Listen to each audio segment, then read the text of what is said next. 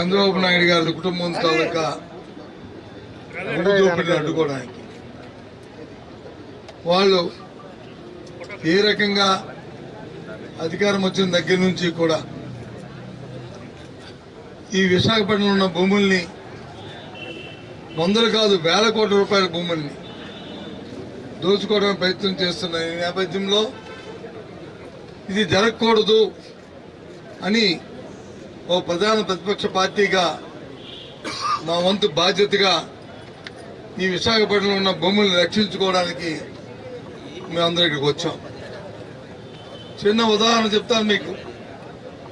ఇదిగో ఈ ఫోటోలో ఉన్నది ఈ గీతము లోనున్న గేటు లోపల ఉన్న భూమి. దాంట్లో ప్రభుత్వం వచ్చి ఆ రోజు బోర్డులు పాతింది. ఏముందో చదవండి. హెచ్చరికి ఈ భూమి ప్రభుత్వానికి చెందింది. ఎవరైనా అక్రమంగా ఆక్రమిస్తే శిక్ష అర్హులని రాస్తుంది. మేము వెళ్తున్నాం, ఇక్కడ వచ్చారు పోలీసు వారు. ఈ పోలీసులు అడుగుతున్నాం, ఈ ప్రభుత్వాన్ని ప్రశ్నిస్తున్నాం. కబ్జాదారులకు వచ్చి మీరు వచ్చి కాపలాదారులుగా ఉంటారా? ఇదేనా మీ ప్రభుత్వం? అందుకేనా ఉంది పోలీస్ వ్యవస్థ, అందుకేనా ఉంది రాష్ట్ర ప్రభుత్వం తాలూకా ప్రజాస్వామ్యంలో మీకు ఇచ్చిన అధికారం. ప్రజలు అధికారం ఇచ్చారని చెప్పని దోపిడీదారులకు వచ్చి కాపలాదారులుగా మీరు ఉంటారా? మేము ఇక్కడికి వస్తే మేము వచ్చాం ఒక శాసనసభలో ఒక ప్రతిపక్ష నాయక, ఒక బాధ్యత వ్యక్తిగా. దాంతోపాటు మా శాసనమండలి సభ్యులు వచ్చారు, మా శాసనమండలి పాటు మా మాజీ మంత్రులు, మాజీ ఎమ్మెల్యేలు వచ్చారు. వారితో పాటు స్థానికంగా ఉన్న కార్పొరేటర్లు వచ్చారు, మా మాజీ మేయర్ గారు వచ్చారు, మా డిప్యూటీ మేయర్ గారు వచ్చారు, మా పెద్దలందరూ వచ్చారు.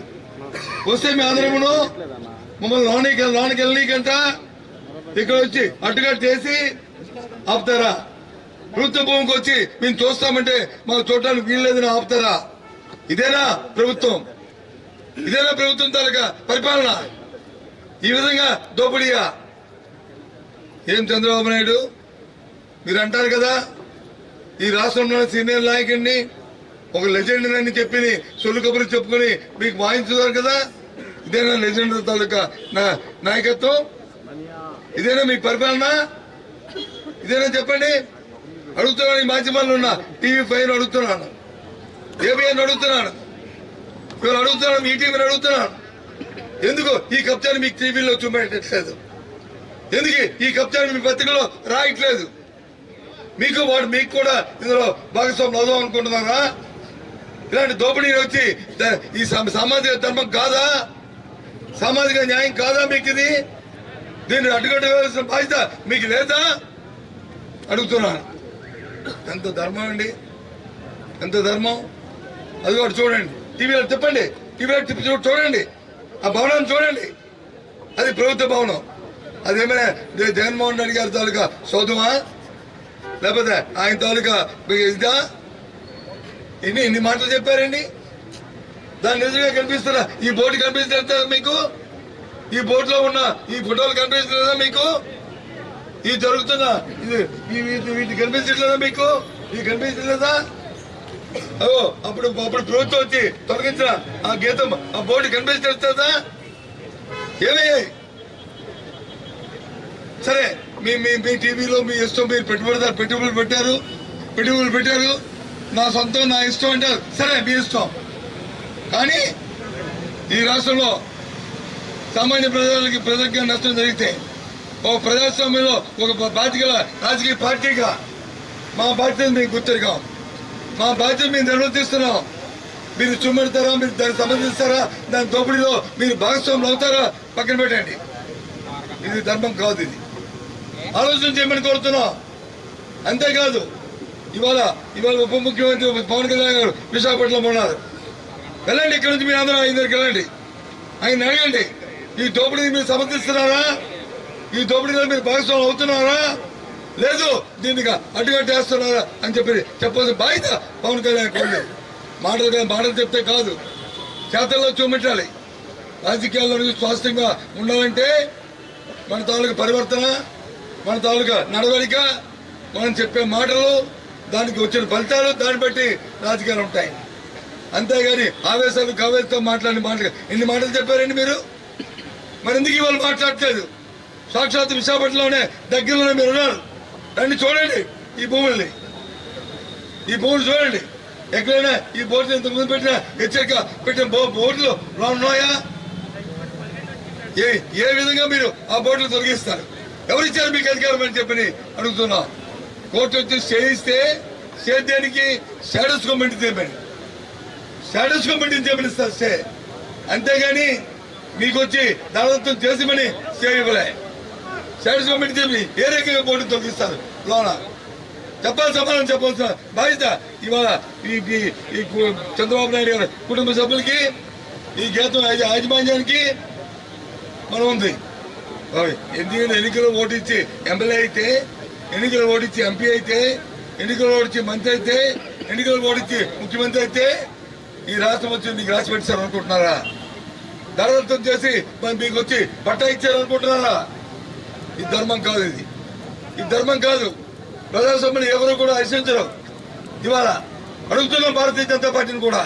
ఇవాళ పెద్ద పెద్ద మాటలు చెప్తారే, అక్కడ ప్రజాస్వామ్యం దేశమని చెప్తారే మోడీ గారు, తల్లి లాంటిదని ప్రజాస్వామ్యం చెప్తారే మోడీ గారు. ఏం భారతీయ జనతా పార్టీ నాయకులారా, మీరు విశాఖపట్నంలో ఉన్నారు, మీరు కళ్ళు తెరవండి. ఇదే ప్రజాస్వామ్యం, ఇదేనా అర్థం? ప్రజాస్వామ్యం అంటే దోపిడీ చేయడమేనా అర్థం? ప్రజాస్వామ్యం అంటే దోచుకోవడమేనా అర్థం? ఇదేనా అని అడుగుతున్నాం. చెప్పండి మీ తాలూకా వివరణ, మీరు చెప్పండి. మీరు కూడా ప్రజల దోషులుగా నిలబడదామంటే మాకు అభ్యంతరలే, ఇందులో భాగస్వామ్యం అవుతామంటే అవ్వండి, మేము మాత్రం దీని సంగతి తెలుసుకుంటాం. కానీ ధర్మం కాదు. న్యాయంగా మీరు నిజంగా మోడీ గారు చెప్పిన మాటలు కానీ, అది కానీ ప్రజాస్వామ్యం వచ్చి తెల్లంటే ఇప్పటి దూరం ఇప్పండి. లేదు మోడీ గారు చెప్పిన మాటలు అబద్ధం, అది కాదు, ఆయన మాటలు వచ్చి అలాగే చెప్తారు. కానీ చేత వచ్చి దోపిడీ చేసుకుంటా కింద వస్తాయంటే సరే మీ ఇష్టం. ప్రజలు తెలుస్తారు మీ తాలూకు సంగతిని, ప్రజలు నిర్ణయిస్తారు మీ తాలూకా వ్యవహారాన్ని. అంతేగాని ఈ ధర్మం కాదు. దోపిడీ చేశారు. ఇన్ని వేల కోట్లు, 5,000 కోట్ల రూపాయలని, 54 ఎకరాలని ఏ విధంగా దోచుకుంటున్నారు చూద్దాం. వస్తే మమ్మల్ని లోన్కి వెళ్ళకుండా పోలీసు వ్యవస్థను పెట్టి అధికారం మీ చేతిలో ఉంది కదా అని చెప్పి ఇక్కడ అడ్డు పెట్టి మమ్మల్ని ఎండలో నిలబెట్టి కూర్చోబెట్టి మాట్లాడించే మరి చేస్తారు ఈ ప్రభుత్వం. ప్రభుత్వం అంటే 5 సంవత్సరాల ప్రజాస్వామ్యం ఉంటుంది. అంతేగాని 50 సంవత్సరాలు ఉండరు మీరు రాజకీయాల్లో. 50 సంవత్సరాలు మీ అధికారంలో ఉండరు. అప్పుడే 2 సంవత్సరాలు పెందుకు 3 సంవత్సరాలు వస్తుంది. రాత్రి అయితే పగలైతే రాత్రి వస్తుంది.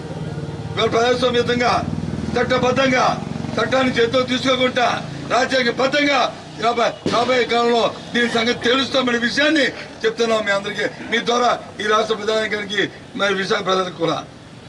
దయచేసి మీ ద్వారా ఈ మాధ్యమాల ద్వారా విశాఖ ప్రజలందరికీ కూడా తెలుసుకోవాలని కోరుతున్నాం. ఏ రకంగా ఈ కుటుంబ ప్రభుత్వం దోపిడీ ఉందో, ఏ రకంగా ఈ చంద్రబాబు నాయుడు కుటుంబం ఏ రకంగా దోచుకుంటుందో, ఈ 5,000 కోట్ల రూపాయల భూముల్ని ఏ రకంగా దోచుకుంటుందో ఒకసారి ఆలోచన చేయమని కోరుతున్నాం. విశాఖపట్నం పెద్దలందరినీ కూడా, రాష్ట్రంలో ప్రజలందరినీ కూడా వీళ్ళకి ఆలోచన చేయమని కోరుతున్నాం. కాబట్టి మరి ఇక్కడికి వచ్చాం. దీని తాలూకు ఖర్చు రేపు కౌన్సిల్లో వచ్చి దీని మీద తీర్మానం పెట్టారు. దీన్ని డిక్లేర్ చేయడానికి దాని మేము పోరాటం చేస్తాం. దాన్ని అడుగుతాం. ఈ పక్కనే ఉంది మన వెంకటేశ్వర స్వామి. అయ్యా స్వామి, వాళ్ళకి కనువిప్పు కలిగించు, ఈ దోపిడిని ఆపడానికి ప్రయత్నం చేసి స్వామి. ఒకవేళ మాకంటే మించిపోతే మిమ్మల్ని కూడా ఆ దేవుని కూడా రిక్వెస్ట్ చేస్తున్నాం. నిజంగా మీకు విశ్వాసం ఉంటే, నిజంగా మీకు వచ్చి దేవుడి పట్ల కానీ, ప్రజాస్వామ్యం పట్ల కానీ, రాజ్యాంగం పట్ల కానీ, లేకపోతే విశాఖపట్నం ప్రజల పట్ల కానీ మీకు ప్రేమ ఉంటే, నిజంగా మీకు బాధ్యత ఉంటే దీని నుంచి విత్డ్రా చేసుకోండి. ఉన్నాయి కదా, మీరే చెప్పారు కదా, అందరు సీట్ చదవాలంటే లక్షల కోట్లు పెట్టి చదువుకోవాలని చెప్పని కొనుక్కొని, లక్షల కోట్లు పెట్టి కొనుక్కొని ఎవడొస్తున్నాడు? ఇగో పక్కనే ఆక్షన్లో పెడితే మొన్న 70-80 కోట్ల రూపాయలు కొన్నారు కదా, ఇది పెట్టండి. 100 కోట్లు అవుతే, ఒక ఎకరం 100 కోట్లు అయితే 5,000 కోట్లు ఇచ్చి కొనుక్కోండి, మాకు అభ్యంతరంలే. ఆ ధర్మం వచ్చి ప్రభుత్వ పరిపాలన పనికొస్తుంది. అంతేగాని పరిపాలనిస్తే దోపిడీ చేసుకుని మీ ఆస్తులు పెంచుకోవడానికి పరిపాలన.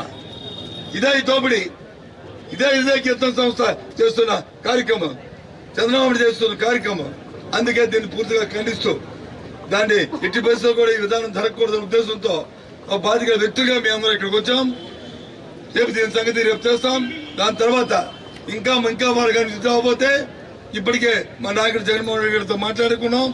ఆయన తాలూకా ఆలోచనలు కూడా తీసుకుంటున్నాం. ఆయన దగ్గర సమావేశం పెట్టి దీని మీద కార్యక్రమం రూపొందించి ఆయన కూడా ప్రత్యక్షంగా ఇక్కడికి వచ్చి దీన్ని పరిశీలించి ప్రజలతో మాట్లాడి దీని మీద కార్యక్రమం రూపొందిస్తున్న విషయాన్ని తెలియజేస్తున్నాం.